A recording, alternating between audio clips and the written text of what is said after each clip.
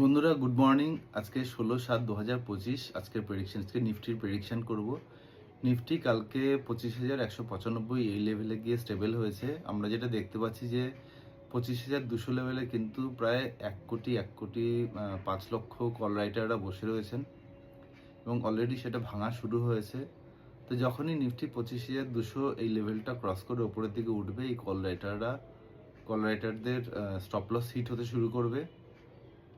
ফলে কিন্তু একটা আমরা আপসাইড মুভ আমরা দেখতে পাবো, একটা সার্জ দেখতে পাবো, যেটা ওপরের দিকে প্রায় 200-220 পয়েন্টের উপরের দিকে একটা মুভমেন্ট আমরা দেখতে পাচ্ছি। তো 25,341 এই লেভেলে আমরা একটা রেজিস্ট্যান্স পাবো। তারপরে কিন্তু 25,400-450 এই লেভেল অবধি আমাদের নিফটি আমরা চলে যাবে বলে আমাদের মনে করা হচ্ছে। আমরা যদি কালকে 30 মিনিটে ক্যান্ডেল স্টিক চার্ট দেখি, তাহলে দেখবো একটা কাপ অ্যান্ড হ্যান্ডেল তৈরি হয়েছে, যেটা একটা বুলিশ সিগনাল। এবং কালকে মেইনলি ডিআইআই যারা আছেন তারা কিন্তু প্রায় 1500-1600 কোটি টাকার ক্যাশ মার্কেটে কেনাকাটি করেছেন।